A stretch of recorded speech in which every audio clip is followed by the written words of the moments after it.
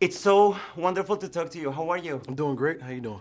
I enjoyed the movie very much, and you continue to get into this character, and there's something that I really like, and it's that we can hear everything. And there are many noises that you make when you're frustrated, when you're angry. Okay. And that gives color, a lot of color to him. How do you see that aspect? That was the first time I ever heard that, and it's or just somebody pointing that out. You mean like dialogue, or you mean just No. like just natural? There are moments of frustration where we hear that you. Yeah. When yeah. you are fighting, you make this every time that you throw a punch. Yeah. You make these noises. How did they come up? I think that's me, honestly. I think that's a me thing. Okay. Yeah, I don't, and it's not something that I thought about or tried to do. I think it's just It's organic that it comes with the character. I think so. Subconsciously, I think that just happens. I don't think it's something that I thought about. How big has been for you to play this character that is so physical, so emotional, so vulnerable, and powerful at the same time? It's he really is a great character. You know, he's flawed. You know, he has a lot of strengths. He's human. He has a lot of heart. I think he's a good person at the core. So to kind of watch him evolve and grow and become a man, you know, on screen, you know, with his family, I think is it's an honor to be able to play him. You know, honestly.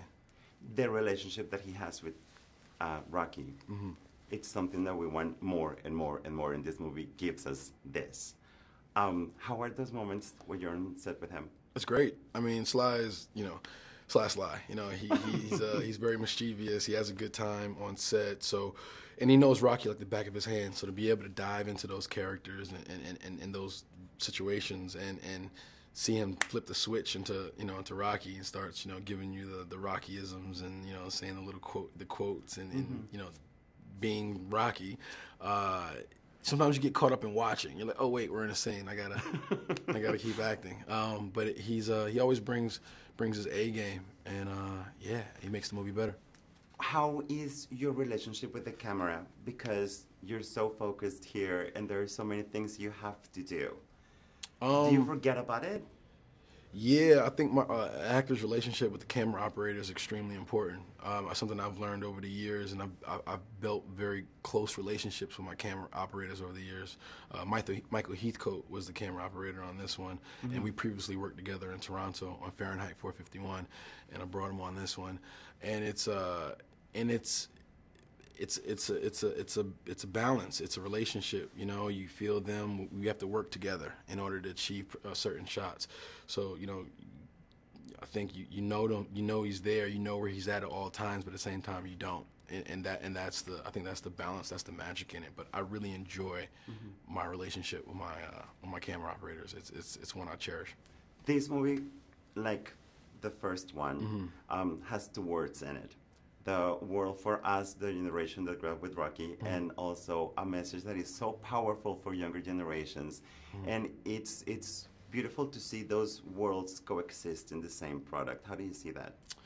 As far as Rocky and Creed, I feel like you know, it's the world of Rocky. He created these characters.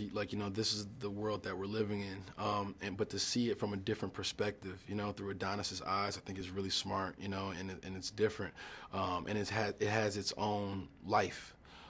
So to see, you know, the two of them together at moments, you know, you have this one, you know, you have Creed, then, you know, you got Rocky, and then you have the, you know, in the between where they both kind of intersect, and I think that's the sweet spot.